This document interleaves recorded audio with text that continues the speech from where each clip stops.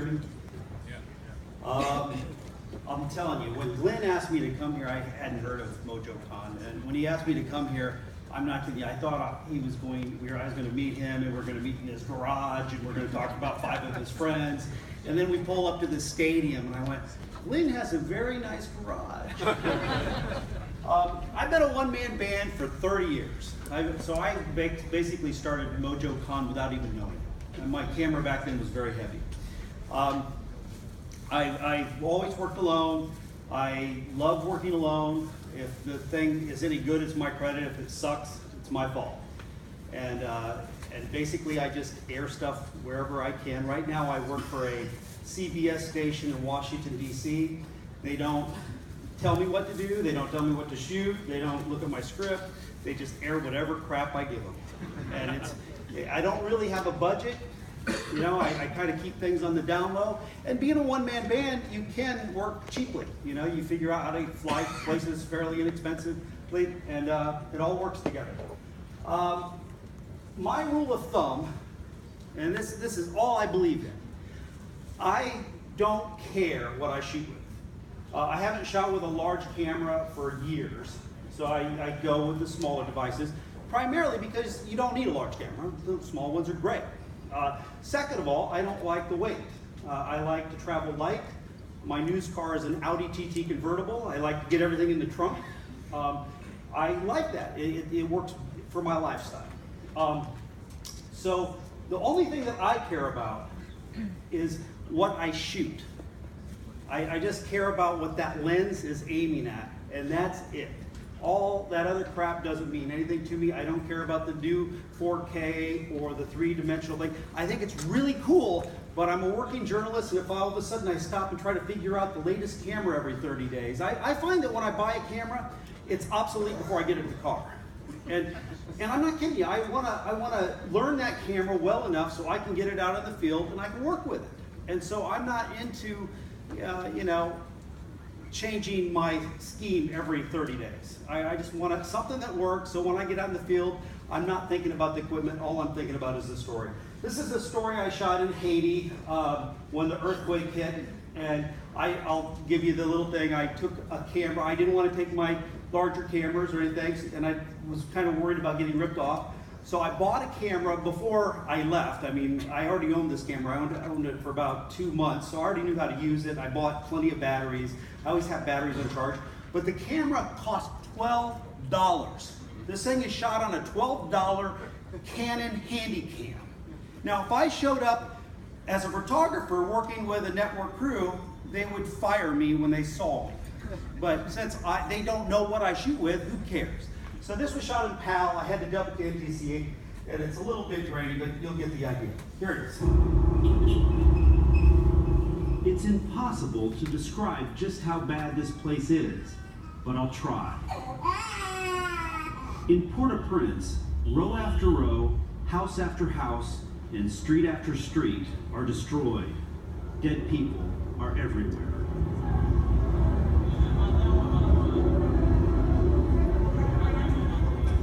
More than half the population is homeless, and everyone is looking for food and water. 30 miles outside of the city, a man took us to a mass grave. So far, he says he's counted 45 truckloads of bodies that have been dumped here. It's a human landfill. The smell and the sight is hard to take.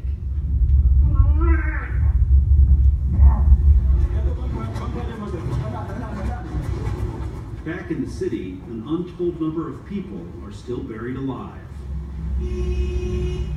The General Hospital was once a place to find help. Now, it's hell on earth. Once inside, you realize that the dead people are the lucky ones.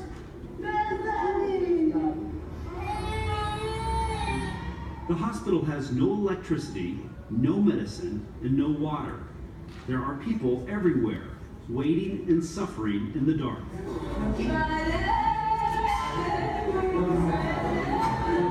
The lobby is full of pregnant women, and hundreds of more patients are waiting outside.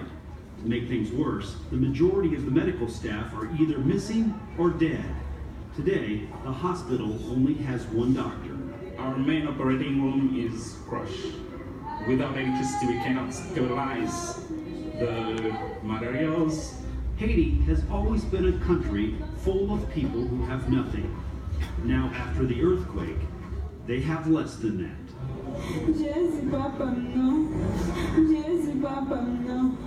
In Port-au-Prince, Scott Rensberger reporting. My rule of thumb is when I look out at this crowd, especially this crowd, by the way, have you ever thought about this? Per capita, there are more cameras in this room than anywhere else in the world. Every one of you guys has like multiple things on you. That's the story I would do on you if I was a journalist. But the way I look at it is there's a lot of people that can shoot better than me. There's a million photographers out there that can shoot better than me. There's a million people that can write better than me, report better than me.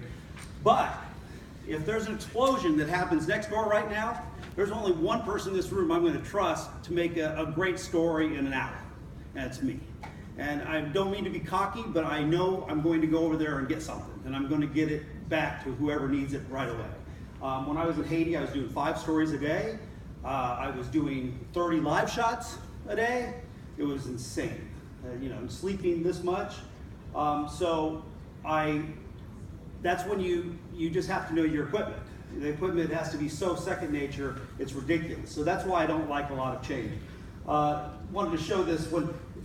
I'm so old, I started out in this business with a typewriter, and I'd still be with a typewriter today if they didn't get rid of it. But this is what it looked like when they took away my typewriter and forced me to use a computer.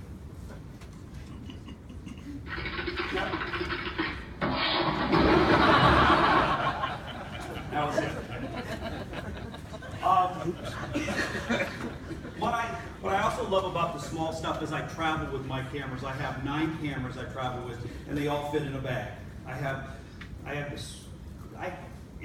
really tiny cameras. And so this piece, I went down to visit my wife's family in Georgia. This is a week ago, and I shot this kind of for you guys, but it's going to air on CBS in a week. It's called Old Car City. Here comes the big news. Today are buying Mercury. Here in America, there's an automobile for every 4.5 feet. In an old cotton field in North Georgia, a part of American history is slowly rusting away. But I never did go for buying foreign cars. I always bought all American. This just might be the largest junkyard of its kind in the world. 32 acres of vintage cars and trucks. Some date back to the 20s. Dean Lewis has lived on this land his whole life. I was born in a junkyard. I'm still in a junkyard. All of this was started by his parents, and for decades, Dean made his living by selling parts. But 15 years ago, he drove the company in a new direction. Some thought a dead end. Absolutely. This could be the only junkyard in America where nothing's for sale. Yeah, he won't sell anything. Today, Dean makes his living from photographers, and business is beautiful. A lot of times I put up the overflow parking signs that park across the road. We have people all over the world, all over the United States. They'll drive from California, New York, Washington. When most of these cars were put here, it was an open field, but 50 years of nature turned the landscape into a forest. Eric Bennett drove 400 miles to get here. Each one of these cars has a history that's slowly disappearing as the time goes on. Photographers come here and stay 2, 3, 4 days. This junkyard has more than 4,000 cars and trucks. If you photographed one a day, it would take 11 years to photograph them all. They had some pride when they built that car. At one time, many of these cars cruised down the roads of America, stopping at roadside attractions. Today, they are the attraction, rambling back to life in pictures. Now that's quality. In White, Georgia, Scott Rensberger, WUSA 9 News. Okay, I shot that story with four different cameras. I used a VG900, which has great sound capabilities. And then I shot, and I did it kind of for this workshop, I shot some of it on a HD thumb drive memory stick.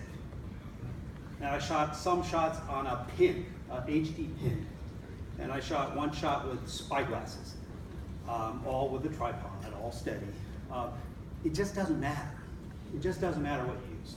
As long as you have great sound, I worry more about sound than anything. But no viewer's gonna watch that and go, oh, that was shot on an iPhone. They don't care. They don't care. They just want cool stuff. A long time ago, I won this great title called Photographer of North America. I was News TV Photographer of the Year. It was like, wow. And when they called, I thought they had made a mistake. And then all of a sudden, all these photographers around the United States were calling me up and saying, what kind of camera do you use? And I'm embarrassed to admit it to this crowd, but I said, I have no idea. I know it's a Sony, because I just didn't care. Now that I buy my own equipment, I usually know what I buy. But so I'm thankful as hell you guys are all out there pushing everything. But remember, it's not just what you own, it's what you aim at. Thank you so much for your time.